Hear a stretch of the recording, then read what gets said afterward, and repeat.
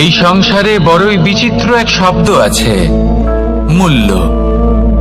এর প্রয়োগ আমরা জীবনেও করে থাকি, আবার ব্যবসাতেও করে থাকি। একজন উদ্যোগপতি সবসময় বলেন, ব্যবসার মূল্য সবসময় উচ্চমান হওয়া উচিত, তাতে লাভ বেশি।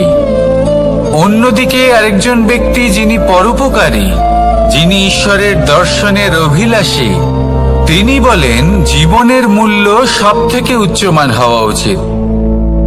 অনেক সময় মানুষ কি করে থাকেন, ব্যবসার এই মূল্য তা উচ্চতার শিখরে পৌঁছানোর লোভে জীবনের মূল্য নামিয়ে ফেলেন। যেখানে এই সমগ্র সংসার প্রেমের দ্বারা চালিত হয়, প্রেমই হলো এই সংসারের আধার। এবার যদি আপনি প্রেম করতে শিখে যান, তাহলে ব্যবসাতে নিশ্চিত রূপে লাভের সাথে সাথে কীর্তি এবং যশ লাভও করতে পারবেন। তা আমি নিশ্চিত রূপে বলতে পারি, কারণ ব্যবসাতে ওঠা নামা এসব চলতেই থাকে। জীবনকে আপনি যদি একবার উচ্চতায় নিয়ে যেতে পারেন, তাহলে তা কখনোই নামবে না। আসুন আর আমার সাথে ভালোবেসে বলুন, রাধা রাধা। যা বাধা দেয় তা হলো অবরোধ, যা এগিয়ে নিয়ে যায় তা হলো বিকাশ, আর যা ভাগ করে দেয় তা হলো গুণ। আপনি সবাইকে আনন্দ দিন, তার বদলে আপনিও আনন্দ পাবেন। আপনি সবার মধ্যে প্রেম ছড়ান, আপনিও তার বদলে প্রেমই পাবেন। এই দেখুন না, মেঘেদের দেখুন। এই যে মেঘ, এই মেঘের গুণ এইটা নয় যে এরা জল সংগ্রহ করে রাখে।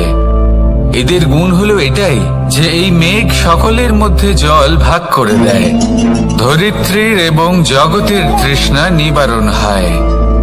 সূর্য, সূর্যের গুণ এইটা নয় যে সে সব থেকে বেশি তেজস্বী। তার গুণ হলো এটাই যে সে নিজের তেজ সবার মধ্যে ভাগ করে দিতে পারে। ঠিক সেইভাবেই জীবনে আনন্দ, উল্লাস, প্রেম এই সব কিছুই ভাগ করে নিতে শিখুন। এটাই হলো একটা গুণ, আর তার বদলে আপনি দ্বিগুণ আনন্দ, দ্বিগুণ উল্লাস, দ্বিগুণ প্রেম অবশ্যই পাবেন। যদি আপনি এই সবকিছু নিজের কাছেই জমিয়ে রাখেন, তাহলে আপনি নিজের বিকাশে নিজেই বাধা দেবেন। আসুন আর আমার সাথে ভালোবেসে বলুন, রাধা রাধা। মুঠো হাতের শক্তি বেশি, মুঠো খুললেই তা দুর্বল। তা এমন কি থাকা উচিত এই বন্ধ মুঠোয় যা লাখের সমান? মানসিকতা এবং স্বপ্ন। মানুষ জন্মগ্রহণ করে, তার মানসিকতা সময়ের সাথে উন্নত হয়। মানসিকতা অনুযায়ী সে স্বপ্ন দেখে, আর সেই স্বপ্ন সার্থক করতে সে পরিশ্রম করতে থাকে। কিন্তু খুব গুরুত্বপূর্ণ একটা কথা আছে যা আপনার মনে রাখা উচিত। আপনার এই মানসিকতা, আপনার এই স্বপ্ন, তা যেন আপনার নিয়ন্ত্রণে থাকে। আপনার বন্ধ মুঠোয় যেন এর লাগাম থাকে, আপনি যেন এর প্রভু হন। যদি তা হয়, তবেই আপনি লাভবান হবেন। যদি এরা আপনাকে নিয়ন্ত্রণ করতে থাকে, যদি আপনার মুঠো খুলে যায়, না পথ আপনার নিয়ন্ত্রণে থাকবে, না মানসিকতা থাকবে, না স্বপ্ন নিয়ন্ত্রণে থাকবে। আর যদি তাই হয়, তাহলে আপনি আপনার ভবিষ্যৎ নষ্ট করে ফেলবেন। তাই নিয়ন্ত্রণ করতে শিখুন নিজের বিচার বুদ্ধি, নিজের মানসিকতা, নিজের স্বপ্নকে। নিজের এই স্বপ্ন পূরণ করুন, আর আমার সাথে ভালোবেসে বলুন, রাধা রাধা। এই সংসারের সব থেকে কঠোর ধাতুর মধ্যে একটি হলো লোহা। লোহা দিয়ে আমরা অনেক অস্ত্র শস্ত্র লাভ করি, অনেক বস্তুও লাভ করি। এবার এই লোহাকে কাটার জন্য, একে কোনো আকার দেওয়ার জন্য কি প্রয়োগ করতে হয়? লোহা। এবার এই কথাটা আমরা সকলেই জানি যে লোহার দ্বারাই লোহাকে কাটতে হয়। এবার এই কথা আমি আপনাকে কেন বলছি? এরপরে খুব বড় একটা প্রশ্ন আসে, যা খুব বড় শিক্ষা দিয়ে যায়। এটা কেন হয় যে আমরা একটা লোহা দিয়ে একটা লোহাতে আঘাত করছি, কিন্তু যে লোহা দ্বারা আঘাত করছি তার আকার বদলাচ্ছে না, যার উপর প্রহার করছি তার আকার বদলাচ্ছে? এতে পার্থক্যটা কোথায়? পার্থক্য হলো তাপমাত্রার। দেখুন, যে লোহাকে আমরা কাটতে চাই তার তাপমাত্রা বাড়াতে হয়, তাকে গরম করতে হয়। আর যে লোহা দ্বারা আমরা আঘাত করতে চলেছি সেই লোহা আমাদের ঠান্ডা রাখতে হয়, অর্থাৎ ঠান্ডা লোহা গরম লোহাকে কেটে দেয়। এবার এই শিক্ষা কি আমাদের জীবনে যথেষ্ট নয়?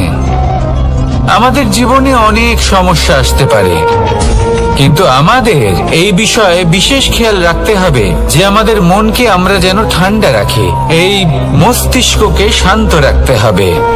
যদি আমরা ক্রোধ বা ঈর্ষার আগুনে জ্বলতে থাকি, বিদ্বেষের আগুনে জ্বলতে থাকি, তাহলে আমরাও সেই লোহার মতোই হয়ে যাব যার তাপমাত্রা অত্যন্ত বেশি।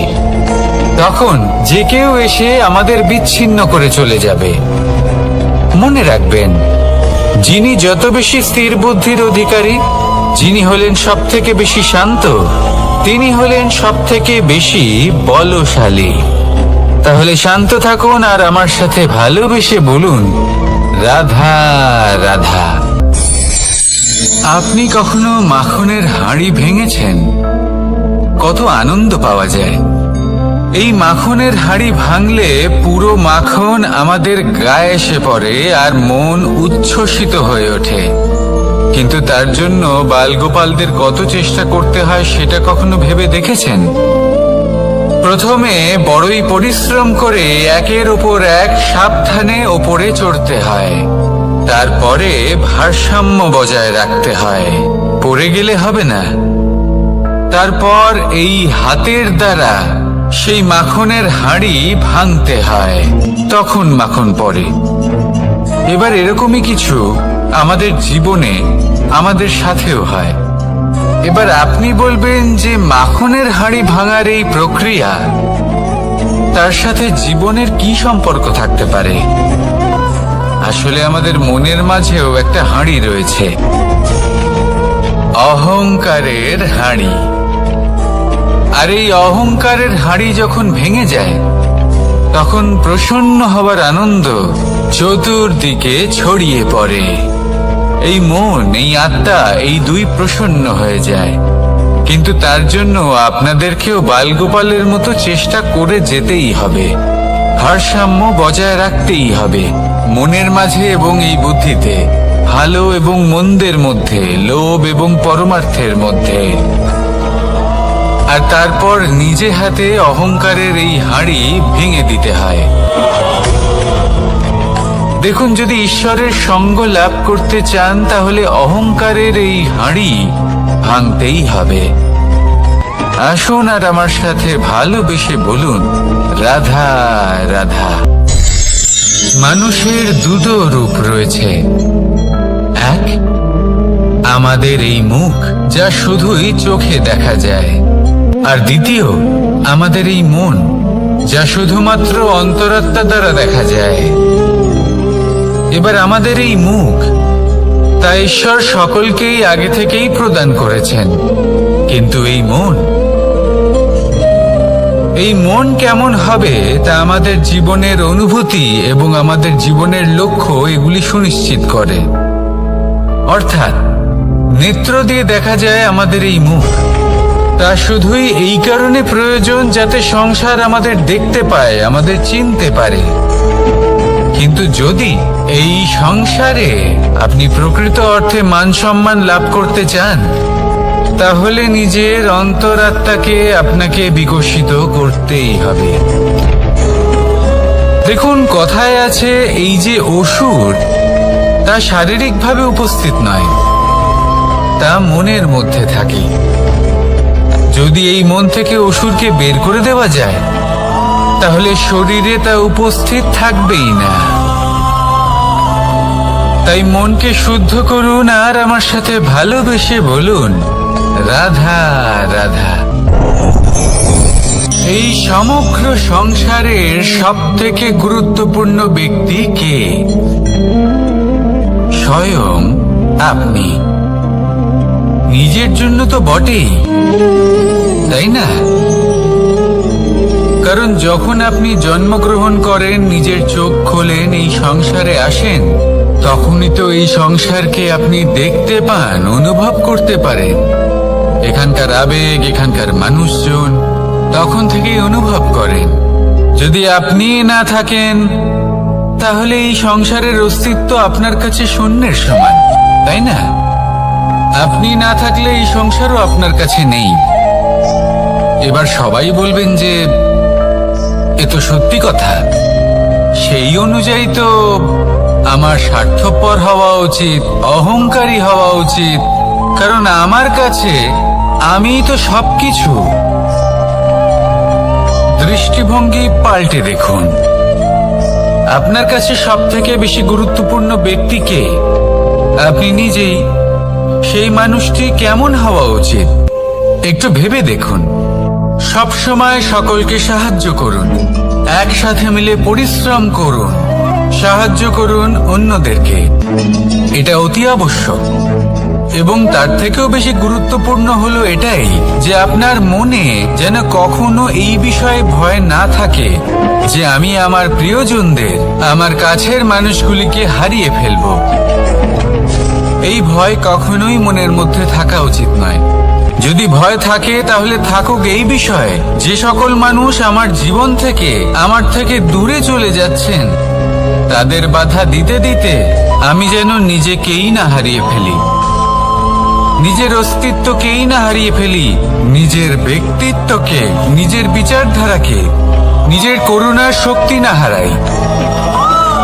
তাহলে এই ভয় ত্যাগ করুন আর আমার সাথে ভালোবেসে বলুন, রাধা রাধা। প্রয়াস, পরিশ্রম, এই শব্দগুলি শুনতে হয়তো ছোট মনে হয়, কিন্তু এর মূল্য অনেকটাই অধিক।